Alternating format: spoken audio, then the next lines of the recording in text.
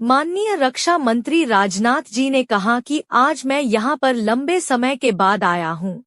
जिस स्थान पर यह कार्यक्रम हो रहा है यह स्व मेघनाथ सिंह जी के द्वारा निर्मित विद्यालय है। स्व मेघनाथ जी का मुझे पुत्रवत स्नेह प्राप्त था। एक समय में नोएडा उत्तर प्रदेश के नेताओं और अधिकारियों के लिए भ्रष्टाचार का एक बहुत बड़ा सेंटर था, लेकिन आज मोदी जी और योगी जी के नेतृत्व में यह नोएडा भ्रष्टाचार का केंद्र नहीं बल्कि भारत का एक बिजनेस सेंटर बनकर खड़ा हो गया है।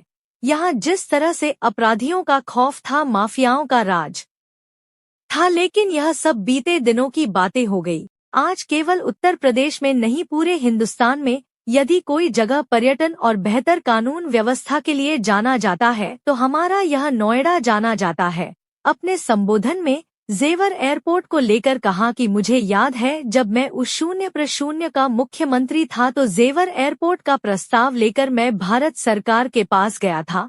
बीच में दूसरी सरकारें आती रही और उसे ठंडे बस्ते में डाल दिया, लेकिन मैं प्रधानमंत्री मोदी जी और मुख्यमंत्री योगी जी ने संकल्प ले लिया कि जेवर में भारत का सबसे बड़ा एयरपोर्ट बनाना है, तो आज यह एयरपोर्ट लगभग बनकर तैयार है।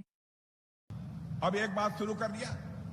बहनों भाइयों, आपको अखबारों के माध्यम से जानकारी मिली होगी कि गुजरात में, सूरत में हमारा एक कैंडिडेट निर्विरोध जीत गया।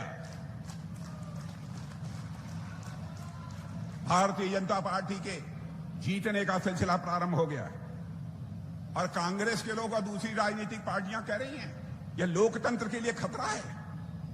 मैं यह पूछना चाहता हूं, कांग्रेस के दोस्तों को कहना चाहता हूं, विरोध पक्ष के लोगों को कहना चाहता हूं, जनता की आंखों में धूल झोंक कर राजनीति मत करो। जनता की आंखों में आंख मिलाकर राजनीति करो। हिम्मत है तो आपकी भी हुकूमत थी, कई बार सांसद निर्विरोध चुने गए। आपके सांसद यदि निर्विरोध जीत जाएं तो लोकतंत्र मजबूत हो गया, और हमारा एक सांसद निर्विरोध जीत गया तो लोकतंत्र कमजोर हो गया। और इसी उत्तर प्रदेश में मैं याद दिलाना चाहता हूं, 2012 में कन्नौज का बाई इलेक्शन था, उपचुनाव था। डिंपल यादव उस समय निर्विरोध जीती। उस समय कांग्रेस सपा बसपा के लोगों को लोकतंत्र के ऊपर खतरा दिखाई नहीं दिया था। कहां ले जाना चाहते हैं लोग इस देश को? मैं बार बार कहता हूं, राजनीति करनी है तो जनता की आंख में धूल झोंक के राजनीति मत करो, जनता की नजरों से नजर मिलाकर राजनीति करो। यह है हमारा कहना। तमाशा बना दिया है इन लोगों ने। केवल जनता को गुमराह करके ये समर्थन हासिल करना चाहते हैं। अब इन लोगों ने इस समय एक हंगामा खड़ा कर रखा। प्रधानमंत्री जी के ऊपर प्रश्न चिन्ह लगाने की कोशिश कर रहे हैं। बहनों भाइयों, मैं कहना चाहता हूं, हमारे प्रधानमंत्री आज से नहीं जानता, हम लोगों के बहुत ही अच्छे रिश्ते लंबे समय से रहे। कभी भी उन्होंने हिंदू मुसलमान और ईसाई की राजनीति नहीं की। समाज को बांटकर राजनीति करने का हमारे प्रधानमंत्री ने कभी सोचा ही नहीं। उन्होंने एक स्थान पर बोल दिया कि कांग्रेस ने अपने घोषणा पत्र में कहा है कि हम संपत्तियों का सर्वे कराएंगे। अब भाई, घोषणा पत्र में कहा है तो इस पर लोगों को आपत्ति क्यों होनी चाहिए? आप संपत्तियों का सर्वे कराकर क्या करना चाहते हैं? क्या देश के संसाधनों का समान बंटवारा करना चाहते हैं? क्या करना चाहते हैं? आप कांग्रेस के लोगों से कहना चाहता हूं, आपको अपनी स्थिति साफ करनी चाहिए।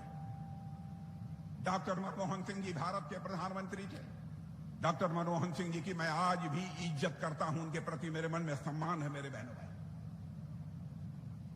स्वयं ही 9 दिसंबर 2006 को विज्ञान भवन में नेशनल डिफेंस काउंसिल की मीटिंग में डॉक्टर मनमोहन सिंह जी ने कहा कि इस देश की संपत्ति पर पहला अधिकार यदि किसी का है तो माइनॉरिटी का है, और स्पेशली उन्होंने कहा था मुस्लिम्स का है।